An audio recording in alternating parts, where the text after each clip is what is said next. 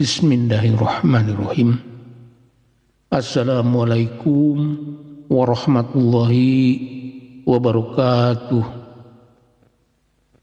Para wargi dulur-dulur simkuring anu salawasna teu weleh mikareueus tur mikasono kana carios-carios Sunda pidangan andang es Argayuda Channel nuju di mana we ayana boh kanu caketna kanu tebihna pon kitu deui kanu nuju aya di mancanagara.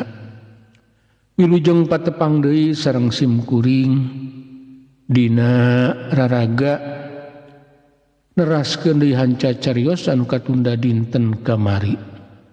Pamugi wae para wargi sadayana nuju aya dina panangtunan kersaning Gusti Jat Allah.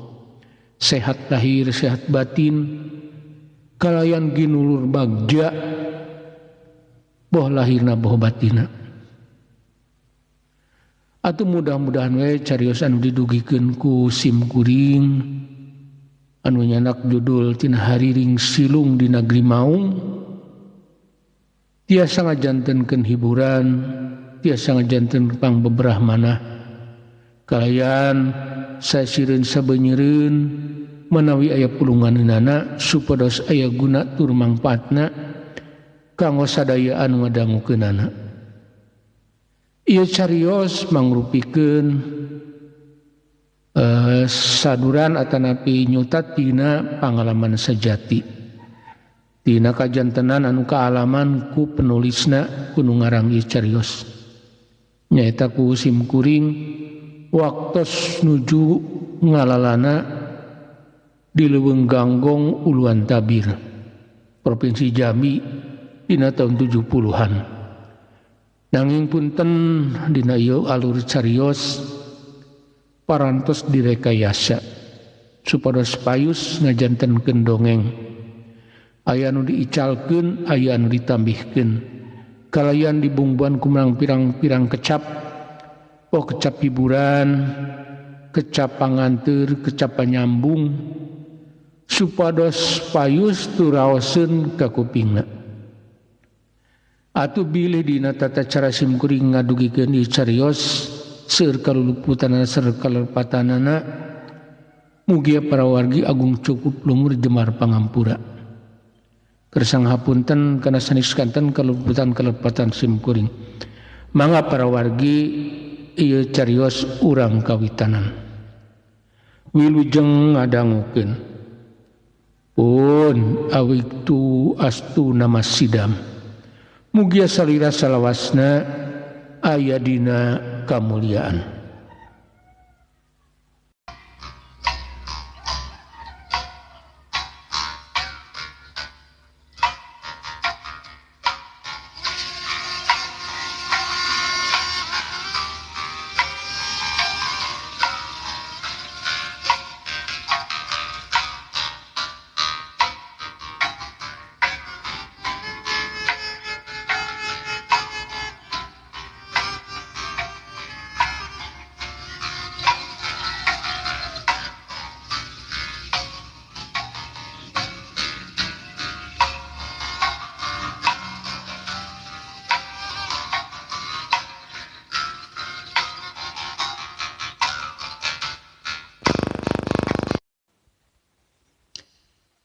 Hariring silung di negeri Maung bagian kagenep karyana Andang S. Argayuda.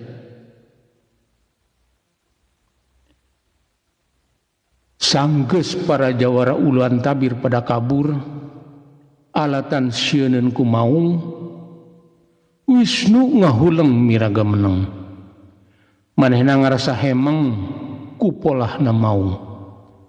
Nah batu daekeun narajang atawa ngaroga halamanehna padahal tadi sorana meninga gaur sakitu tarikna.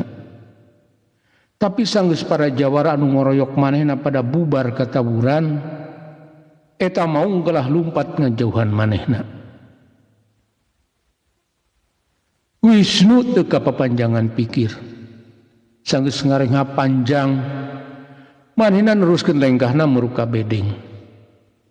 Kasampakan babaturanna keur ting jaranteng di luareun bedeng.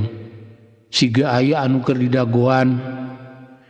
Kalayan sanggeus nempo Wisnu datang, sararea ka ciri siga anu bungaheun. Tah geuning nu keur diomongkeun teh ngurunyung. Nah atuh ulin teh bet kamalinaan Wisnu. Matak wae pimelangeun sararea. Asmara lanceukna Wisnu anu ngabagiakeun ku pananya. Sabab manehna hariwangeun ku Wisnu anu ngampleng. Wisnu teh inditna ti mangsa keur haneut moyan. Ayeuna mulang deui geus mangsa sariak layung. Matak ngahudang kamelang ka sararea. Duh hapunten Kang. Puguh aya anu ngajak nyimpang ka saung huma. Teras ngobrol ngaler ngidul. Ari mulang bet dicegat ku rombongan prajawara anu basa harita ngajorag ka dieu. Tah ieu kujurna. Wisnu cacarita nepikeun pamanggihna, sarila manehna ngasruk ka jero leuweung ganggong. Laju kujur anu meunang ngarampas teh dibikeun ka ranceukna. Euleuh baruk aya deui anu ngaraponan. Kumaha jadina atuh tah prajawara teh Wisnu? Asmara maneh hari weus-weus barang ngadenge Wisnu diraponan deui ku prajawara uluan tabir. Laju leungeunna nyook kujur siga anu disidik-sidik. Pada kabur Kang sieun ku sora maung. Wisnu ngajawab lanceukna beri ngaleos muruka bedeng. Manehna rek nyokot anduk anu maksud rek mandi ka wadungan. Sabab awakna karasa asa reged ku kesang. Kehe Kang Wisnu. Tadi nyaurkeun diajak eureun ka saung huma. Saha namina anu ngajak direnteh Kang? Si Kosim tetelepek ka Wisnu. Siga anu kacidapan nasareunana ngeunaan kanu ngajak eureun ka Wisnu. Duka teuing ngaranna mah Kos. Atuh rek tetelepek teh era kakara oge panggih. Bisi disebut culangung.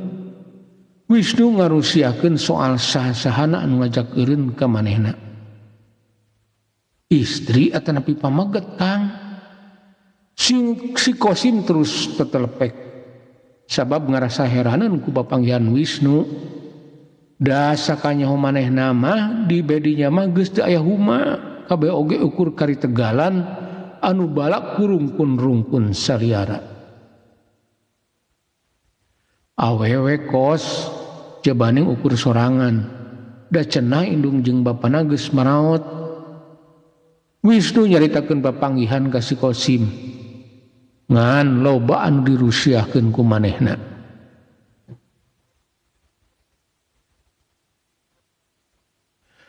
Sabab apaleun ari si Kosim teh tukang ka awewe. Playboy ceuk bahasa kerenna mah. Keheula Wisnu, lebah mana tempatna? Da akang oge sarua jeung si Kosim.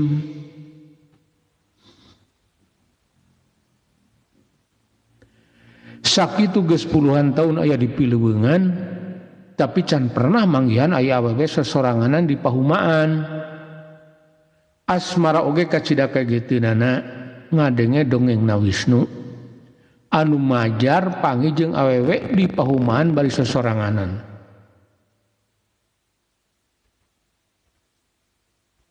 Duka lebah manana mah Kang teu tiasa lebah. Pan abdi mah anyar dina oge can apa lebah manana Wisnu teu biseun ngabejakeun patempatan Nyi Mojang. Da puguh manehna mah pan karek sababaraha poe aya di dinya. Sanggeus ngajawab kana sakabeh pananyana tinu araya di bedeng. Laju Wisnu murwalungan ngadon mandi. Sanggeus sanjat deui kalah ngadon ngadaweung dina bang barung saung. Panutupna jauh ka tungtung langit anu keur hibar ku layung. Pipikiranna ngadon kumalayang kana kajadian anu karek pisan ka sorang. Imut nyimojang anu tadi tepung bet matak gandrung liwung. Tuang heula Kang, si Odo nitadhar ka Wisnu. Sabab manehna apaleun Wisnu teh diisuk karek darsa goreng wungkul. Cek anggapan si Odo Wisnu pasti lapareun. Akang mah warar keneh do. Tadi disugan sauketan ku awewe urang uluan. Wisnu nolak kana pangajakna si Odo sabab can lapareun. Pipikiranana keur jauh lumantung. Jadi teu karaseun lapar. Sabab hatena bet teu bisa disupa dulang. Nu geulis Intan Baiduri lir anu ucang angge sajroning atina. Kitu anu karasa ku Wisnu mangsa harita. Disuguhan sauketan Kang, kade bisa diracun. Pan urang uluan tabir masuk ngaracun dina sauketan. Bilih piwarangan anu jahat ka urang. Si Odo ngelingan Wisnu. Sabab geus sabiwir hiji pikeun urang uluan tabir mah cenah lamun maihan jelema sok diracun dina sauketan. Lah piraku teuing jeung deui akang mah teu sieun ku racun. Wisnu mah teu sieun ku maot nu matak manehna siga anu sologot oge sabab teu boga kasieun. Pepeling si Odo ukur didengekeun sariwat teu jadi bahan pamikiran. Sanes Kang, dupi anu tadi ngajak akang sangkan diren ka bumina salaresna istri atanapi pameget. Si Odo hayangeun leuwih teges. Da tadi mah bisi Wisnu aya anu disumput sarindungkeun. Awewe Odo kunaon kitu make teh telepek. Wisnu malik tanya ka si Odo pedah mani hayang tetek siga anu boga kapanasaran. Atuh pedah wae asa ku araraneh. Pedah ceuk abdi oge asa teu aya anu linggih di lebah dinya. Kumaha geulis Kang? Si Odo bau kapapanjangan cumarita. Hayangeun apal kana nu kaalaman ku Wisnu. Sabab ceuk pikir si Odo mah anu tepung jeung Wisnu teh pastina lain manusia biasa. Ah maneh mah urusan geulis jeung henteuna eta mah gumantung kana resep setiap manusia. Bisa wae ceuk akang mah geulis tapi ceuk batur mah can tangtu. Komo ku nu teresepeun mah. Wisnu nya najan terus terang ngeunaan papanggihanana tapi anger aya anu disumput beunikeun. Mohon sih ari kadinya nama mung panasaran teh eta wae saumur abdi aya di leuweung can kantos tepang sareng jalmi anu aya di dinya. Si Odo ungut-ungutan. Manehna oge ngartieun kana ucapan Wisnu. Ngan anu teu ngartieun teh nahabat aya jalma anu mukim lebah dinya.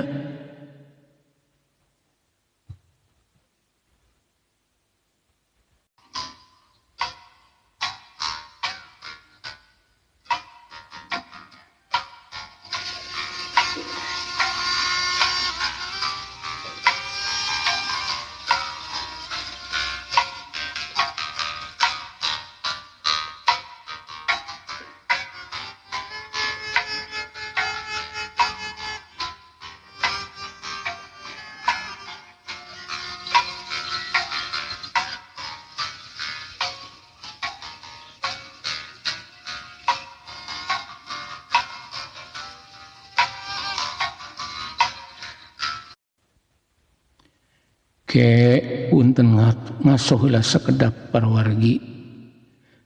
Biasa simkuring sejang ngiring ngemutan ka parawargi anu kalersan nuju ngadangukeun ieu dongeng.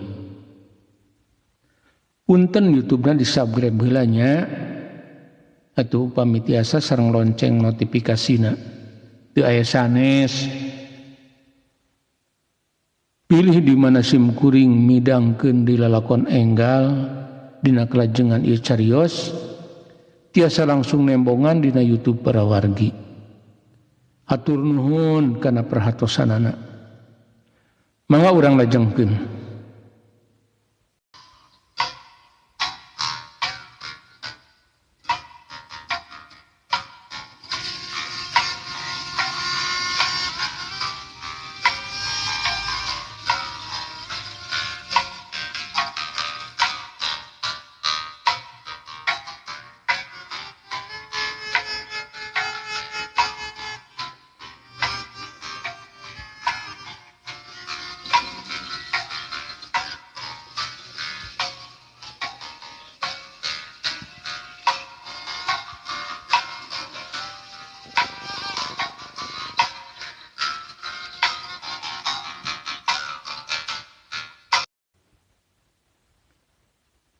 Nya meureun anyar dinyana odo dahumana oge bubud dari urus kalah pinuh kuting rungkun nukna rungkun saliara. Wisnu nutup carita anjeun si Odo saterusna Wisnu ngaliwas muru jamban rek wudu sabab negeskeun waktu salat teh ukur nempo panon poe. Layung nu ngempur di langit belah tungtung geus teu tembong. Lir panutan ati anu indit tekung si pamit. Alam anu tadina nemrak caang kiwari kasilih ku datangna popoek peuting. Pilibeungan tabir ngadadak jempling. Sakuriling bungking poek merodong. Ting beleg-begna kakayon jarangkung bet matak ngahudang ka keung. Hirup Wisnu ngadadak siga anu kabulan tarucing.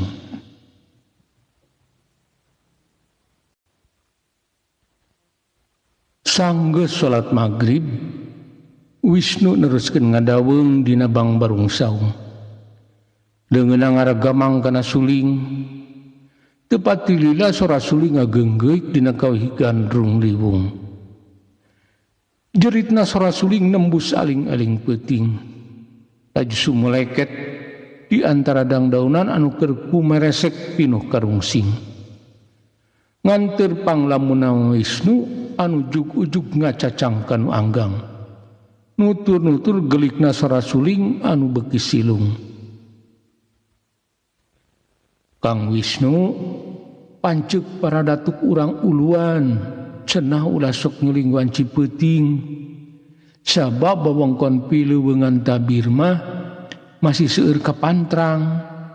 Lamun dirempak sok aya mamalana, Kang.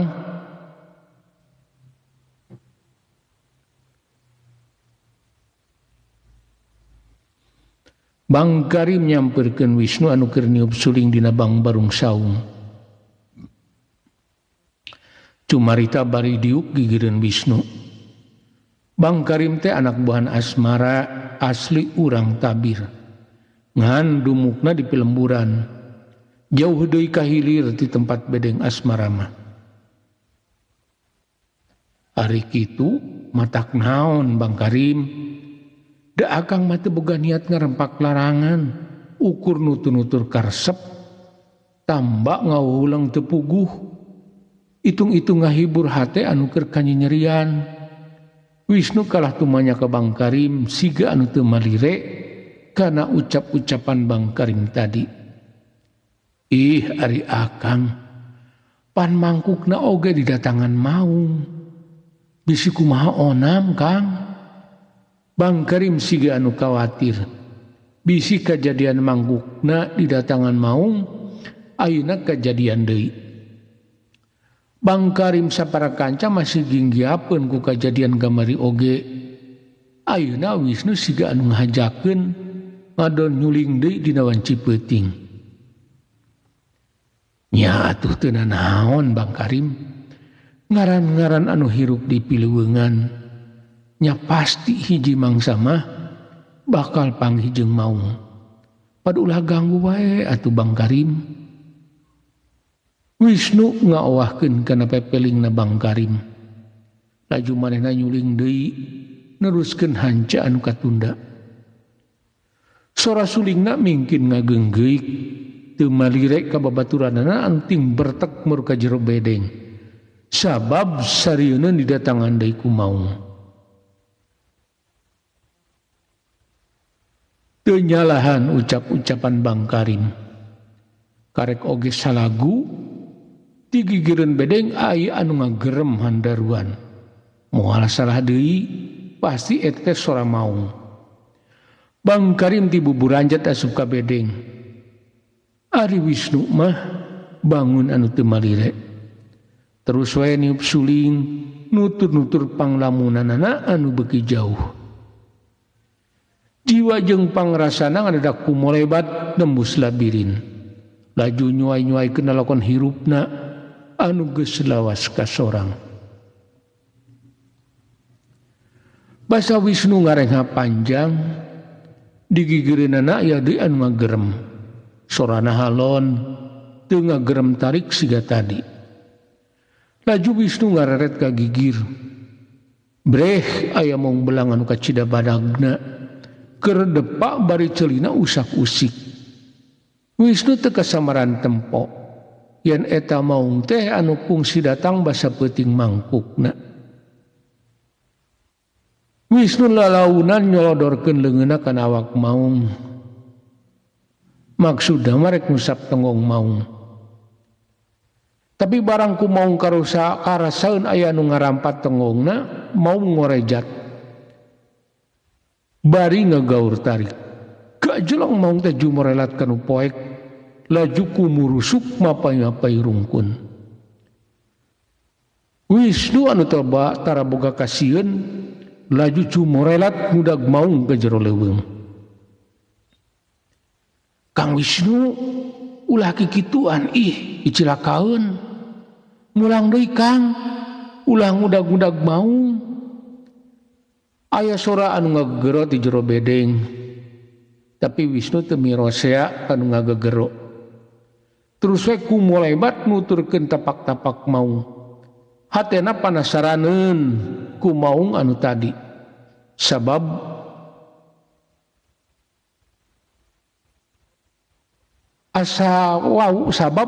aya nu asa nu wawuh jeung maung tadi siga anu lindeug. Jeung sorot matana siga anu wawuheun ka Wisnu. Kek punten pawarawargi urang uihan deui nya ieu teh aya nu lepat ngetik punten. Kang Wisnu ulah kikituan picilakaeun. Mulang deui Kang. Ulah ngudag-ngudag maung. Aya sora anu ngagegero ti jero bedeng. Tapi Wisnu teu mirosea kanu ngagegero. Terus we kumolebat nuturkeun tapak-tapak maung.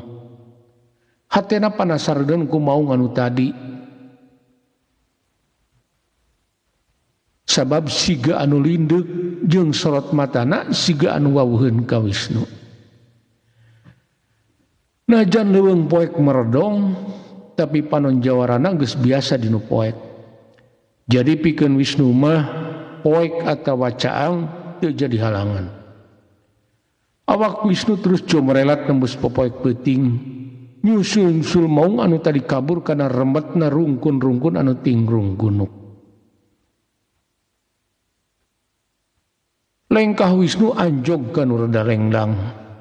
Kakayuna geus carang tapak nuaran. Laju Wisnu ngarandeg negeskeun eta nepatan. Sabab Wisnu apaleun ka eta tempat. Tempat paranti lanceukna jeung anak buahna nebang kayu. Kayu meranti anu sok ditebanganna teh sabab kayu-kayu sajen mah teu bisa dipalidkeun. Berat teuing.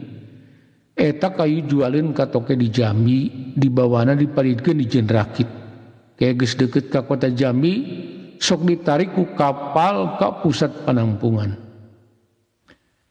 Basa Wisnu keur dua klik mitiran eta pentempatan, breh dina hanapeun tangkal jengkol, ai anu keur ngajanteng. Najan ukur rayam-rayam ku cahya bulan, tapi Wisnu awaseun kanu keur ngajanteng. Siga tangtungan awewe. Kaciri rambutna ngarumbai panjang, pangawakanana jangkung lenjang, bari papakeanana siga disinjang batik rereng. Ngan beungeutna mah teu bisa sidik sabab kepoekan ku ieuhna tangkal jengkol. Hei saha anjeun, Wisnu ngagorowok ti kajauhan, sugan kadengieun maksudna mah. Laju awakna kumolebat muru anu keur ngajanteng. Tapi basa Wisnu ajog ka lebah dinya, geuning anu tadi ngajanteng teh bet geus teu nyampak.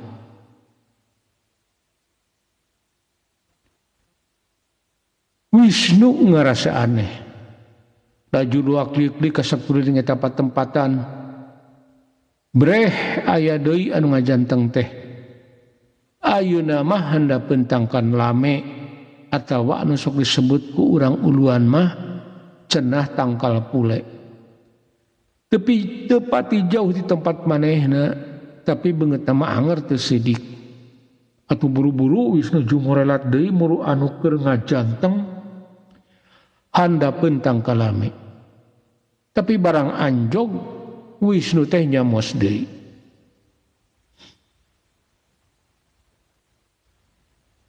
Hei Nyai, tong lulumpatan.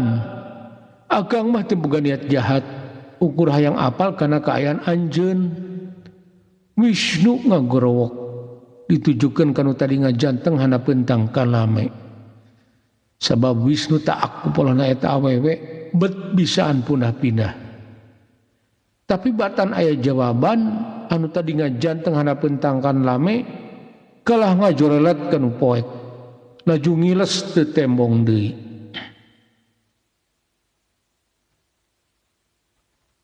Wisnu kapidangdung. Manehna banget panasaraneun ku anu katempo tadi. Laju Wisnu kokolebatan di antara ting harurungna kakayon jarangkung. Sugan bisa kapanggih anu tadi tembong. Tapi najan geus kaambah sawilayah eta leuweung anu diteang ku manehna weleh teu katembong. Sanggeus yakin teu aya nanaon, Wisnu milih mulang deui ka bedeng. Kasampakan babaturanna keur ting lalengot tina panto bedeng siga aya anu keur ditempoan. Sanggeus Wisnu ngucunghul, si Basir anu keur ngelol langsung ngagorowok. Kang Wisnu datang euy. Si Basir maniti buburanjat mapageun Wisnu. Si Basir teh anakna Bang Karim. Manehna resepeun pisan ka Wisnu, pedah cenah ka Karamangi aya jalma siga Wisnu. Teu boga kasieun. Kang Wisnu, duh ari akang sok matak pimelangeun. Nah ngudag maung dugi ka mana? Mani ampleng-amplengan. Si Kosim hari weus-weus. Sabab satadina mah manehna teh geus goreng panyangka. Diberi ku akang nepi ka tempat urang paranti nebang kayu, tapi sanggeus dilebah dinya maung teh ngaleungit. Sakitu hantem di teteangan weleh teu kapanggih. Wisnu ngajelaskeun pangna manehna lila sabab neangan heula maung. Saumur hirup kuring kakara pangijeng jalma model Kang Wisnu. Da ceuk akal sehat mah asa pamohalan jalma ngudag-ngudag maung bari kayaan di jero leuweung ganggong. Bang Karim cumarita bari gogodeg. Manehna bener-bener teu ngartieun ku Wisnu, bet aya jalma anu teu boga kasieun.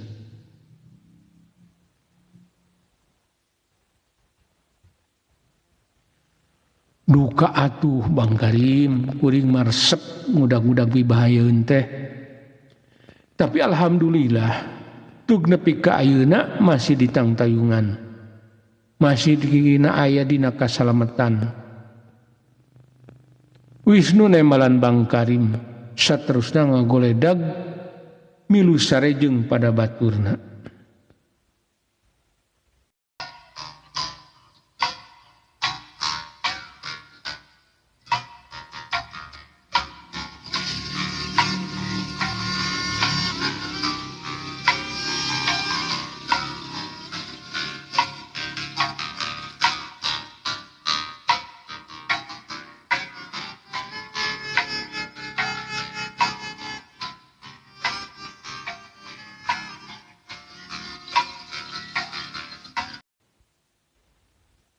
Pun para wargi rupina carios nyambung hariring silung di negeri Maung bagian kagenep dicekapkeun mung dugi ka dieu enjing atanapi pageto manawi urang di parang umur anu panjang tiasa patepang deui dina kalajengan ieu carios bobor sapanon carang sapakan mugi para wargi agung cukup lumur jembar pangampura kersang hapunten kana sanes kanten keluluputan kelepatan sim kuring wilujeng kantun para wargi wassalamualaikum warahmatullahi wabarakatuh.